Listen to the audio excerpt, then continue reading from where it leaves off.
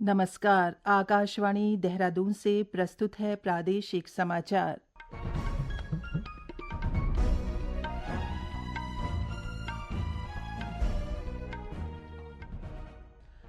पहले मुख्य समाचार। 16वीं जनगणना 1 अक्टूबर 2026 से शुरू होकर 2 चरणों में कराई जाएगी।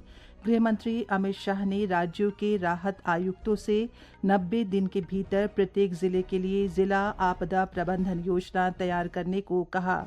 उत्तराखंड में चारधाम यात्रा सुचारू रूप से जारी। बारिश के दृष्टिगत यात्रा मार्गों के संवेदनशील स्थलों पर आवश्यक संसाधनों की व्यवस्था की गई। और महिला सशक्तिकरण एवं बाल विकास मंत्री रेखा आर्या ने देहरादून में योग प्रशिक्षण शिविर का शुभारंभ किया। प्रादेशिक समाचार के साथ मैं पंकज सनवाल खुलबे। और अब समाचार विस्तार से। सरकार ने आज जनगणना कराए जाने की अधिसूचना जारी कर दी। गृह मंत्रालय की अधिसूचना में कहा गया है कि लद्दाख, जम्मू कश्मीर, हिमाचल प्रदेश और उत्तराखंड में जनगणना 1 अक्टूबर 2026 से कराई जाएगी। एक रिपोर्ट। जनगणना 2 चरणों में की जाएगी। पहले चरण में प्रत्येक परिवार की आवासीय स्थिति, संपत्ति और सुविधाओं के बारे में जानकारी एकत्र की जाएगी। वहीं दूसरे चरण में प्रत्येक व्यक्ति की जनसांख्यिकीय, सामाजिक, आर्थिक, सांस्कृतिक और अन्य जानकारी एकत्र की जाएगी। इसके अलावा इस बार जनगणना में जाति गणना भी की जाएगी। जनगणना कार्य के लिए लगभग 34 लाख प्रगणक और पर्यवेक्षक तथा लगभग 1,30,000 जनगणना पदाधिकारी तैनात किए जाएंगे। यह जनगणना मोबाइल एप्लीकेशन के जरिए डिजिटल माध्यम से की जाएगी। लोगों को स्वगणना का प्रावधान भी उपलब्ध कराया जाएगा। संग्रहण, प्रेषण और भंडारण के समय डेटा सुरक्षा सुनिश्चित करने के लिए कड़े डेटा सुरक्षा उपाय लागू किए जाएंगे। यह जनगणना प्रक्रिया शुरू होने के बाद से 16वीं जनगणना है और स्वतंत्रता के बाद 8वीं जनगणना है। गृह मंत्री अमित शाह ने राज्यों के राहत आयुक्तों से कहा है कि अगले 90 दिन के भीतर प्रत्येक जिले के लिए जिला आपदा प्रबंधन योजना तैयार करें।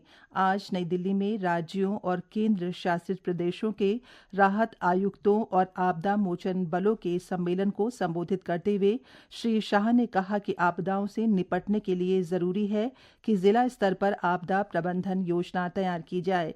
गृहमंत्री ने कहा कि जलवायु परिवर्तन और बढ़ते वैश्विक तापमान ने दुनिया को आपदाओं के बारे में चिंतित कर दिया है। पर्यावरण के संरक्षण के बगैर 100% आपदा से बचना असंभव है। अगर हम पर्यावरण की चिंता नहीं करेंगे तो आपदाओं को रोक नहीं। हम आपदा से बचाव की योजना बना रहे हैं, साथ में आपदा ही न आए ऐसी योजना भी बनाने के लिए आगे बढ़ना पड़ेगा। और मैं मानता हूं कि हर राज्य के राहत कमिश्नर ने इसके लिए भी अपने राज्य का एक कार्यक्रम कम से कम तैयार करवाना चाहिए, जिससे आपदा आए ही नहीं। श्री शाह ने कहा कि पिछले 10 वर्षों में आपदा प्रबंधन प्राधिकरण, राष्ट्रीय आपदा मोचन बल और आपदा रोधी ढांचे की मजबूती से भारत आपदा प्रबंधन के क्षेत्र में वैश्विक नेता बनने जा रहा है। 10 साल के अंदर एनडीएमए, एनडीआरएफ और सीडीआरआई, ये 3 संस्थाओं ने भारत को आपदा प्रबंधन के क्षेत्र में ग्लोबल लीडर बनाने के करीब ले जाकर खड़ा कर दिया। ये हम सब के लिए बड़ा आनंद का विषय। एनडीएमए ने नीति विषयक संरचना करना, शोध कार्य करना, अनेक प्रकार के अभ्यास के लेखों को लोगों तक पहुंचाना, कई एप्स बनाना और ओवरऑल कोऑर्डिनेशन नीति विषयों का एनडीएमए ने बहुत अच्छा किया है। राज्य निर्वाचन आयोग के संयुक्त सचिव कमलेश मेहता ने आज नैनीताल के काठगोदाम में कुमाऊं मंडल के 6 जिलों के सहायक निर्वाचन अधिकारियों, जिला सूचना विज्ञान अधिकारियों और प्रशिक्षण के प्रभारी अधिकारियों के साथ एक बैठक की। बैठक के बाद श्री मेहता ने पत्रकारों को बताया कि इस बार पंचायत चुनाव के परिणामों को जनसाधारण के लिए उपलब्ध कराने के लिए राज्य सूचना विज्ञान केंद्र के सहयोग से एक सॉफ्टवेयर तैयार किया गया है। उन्होंने बताया कि इस बार मतदान और मतगणना कर्मचारियों की ड्यूटी इस सॉफ्टवेयर के माध्यम से ही लगाई जाएगी। श्री मेहता के अनुसार आमजन प्रत्येक बूथ की निर्वाचक नामावलियों को डाउनलोड कर अवलोकन कर सकते हैं। ये समाचार आकाशवाणी के देहरादून केंद्र से प्रसारित किए जा रहे हैं। ताज़ा समाचार के लिए आप हमारे सोशल मीडिया एक्स व Facebook page Akashvani news Uttarakhand को फॉलो कर सकते हैं। साथ ही ये समाचार हमारे YouTube channel Akashvani news Uttarakhand पर भी उपलब्ध हैं।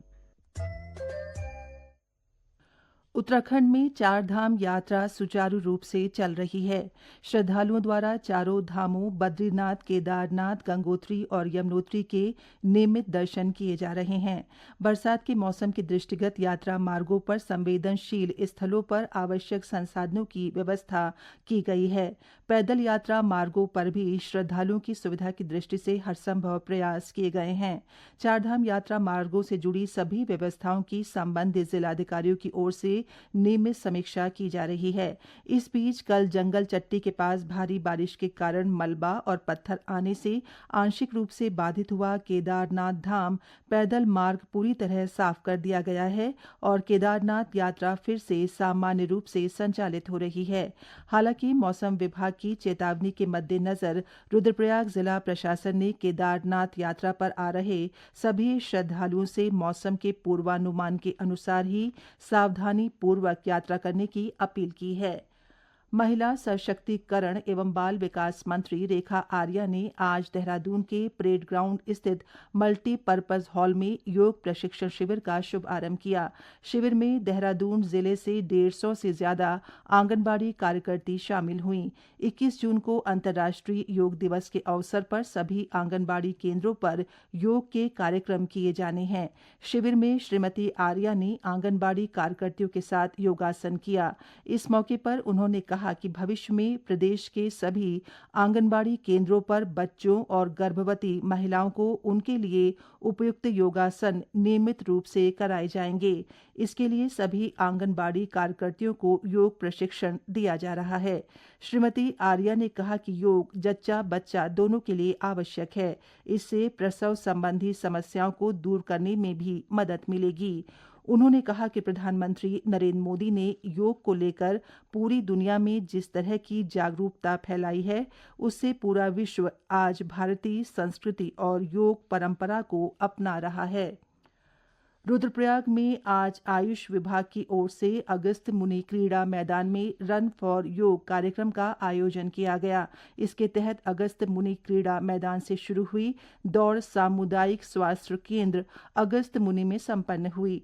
योग के प्रति जन जागरूकता और स्वास्थ्य के महत्व को उजागर करने के लिए आयोजित दौड़ में जनमानस के साथ ही आयुष विभाग के अधिकारियों और कर्मचारियों ने भी भाग लिया। इस अवसर पर जिला आयुर्वेदिक एवं यूनानी अधिकारी डॉक्टर रघुबीर सिंह ने कहा कि योग केवल व्यायाम नहीं बल्कि एक जीवन शैली है जो मानसिक, शारीरिक और आत्मिक संतुलन को सुदृढ़ करती है।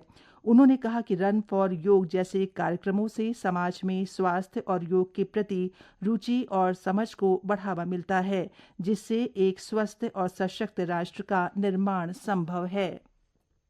मुख्यमंत्री पुष्कर सिंह धामी के निर्देश पर पत्रकारों और उनके परिजनों की निःशुल्क स्वास्थ्य जांच के लिए कल देहरादून में विशेष स्वास्थ्य सुरक्षा शिविर का आयोजन किया जा रहा है। इसमें राजकीय दून मेडिकल कॉलेज के वरिष्ठ चिकित्सक जांच के साथ ही परामर्श भी देंगे। स्वास्थ्य विभाग और सूचना विभाग की ओर से रिंग रोड स्थित सूचना निदेशालय में कल सुबह 11 बजे से लगने वाले इस शिविर में स्वास्थ्य की सभी आवश्यक जांच की जाएगी। मुख्यमंत्री पुष्कर सिंह धामी ने कहा है कि पत्रकार समाज के महत्वपूर्ण स्तंभ होते हैं, इसलिए उनका स्वस्थ होना बेहद जरूरी है। इसी क्रम में ये स्वास्थ्य शिविर आयोजित किया जा रहा है। उन्होंने कहा कि आगे भी समय समय पर ऐसे स्वास्थ्य शिविर आयोजित किए जाएंगे ताकि पत्रकारों को निरंतर स्वास्थ्य लाभ मिल सके। मौसम विभाग ने नैनीताल, बागेश्वर, रुद्रप्रयाग, उत्तरकाशी और टिहरी जिलों में कहीं कहीं भारी बारिश का येलो अलर्ट जारी किया है। विभाग के निदेशक विक्रम सिंह ने कहा कि राज्य के अन्य जिलों में हल्की से मध्यम बारिश की संभावना है। आज और कल भी देखेंगे 16 और 17 को भी, तो पूरे प्रदेश में मैं कहूँगा अनेक जगह में जो बारिश मिलेगी। एक दो डिस्ट्रिक्ट आप कह सकते हैं जिनमें ज्यादातर जगहों में रहेगी, जैसे उत्तरकाशी है या रुद्रप्रयाग है, इसी तरह बागेश्वर है, और जगह मैं समझता हूँ कि अनेक जगहों पर में रहेगी, पर इन 3 डिस्ट्रिक्ट में कहूँगा कि ज्यादातर जगहों में बारिश रहने वाली। साथ में वार्निंग की बात करें तो येलो में हमने रखा है स्टेटस वार्निंग का, और उसमें जो हैवी रेन है उसमें उत्तरकाशी, रुद्रप्रयाग, बागेश्वर और नैनीताल के लिए वो रखा गया है। बाकी जगह हल्की से मध्यम बारिश होंगी, और इसके साथ साथ जो इंटेंस स्पेल है इक्का दुक्का वो जो है बिल्कुल आपको देखने को मिलेगी हिल्स में खासकर। अंत में मुख्य समाचार एक बार फिर। 16वीं जनगणना 1 अक्टूबर 2026 से शुरू होकर 2 चरणों में कराई जाएगी। गृहमंत्री अमित शाह ने राज्यों के राहत आयुक्तों से 90 दिन के भीतर प्रत्येक जिले के लिए जिला आपदा प्रबंधन योजना तैयार करने को कहा। उत्तराखंड में चारधाम यात्रा सुचारू रूप से जारी। बारिश के दृष्टिगत यात्रा मार्गों के संवेदनशील स्थलों पर आवश्यक संसाधनों की व्यवस्था की गई। और महिला सशक्तिकरण एवं बाल विकास मंत्री रेखा आर्या ने देहरादून में योग प्रशिक्षण शिविर का शुभ आरंभ किया। इसके साथ ही प्रादेशिक समाचार का ये अंक समाप्त हुआ। नमस्कार।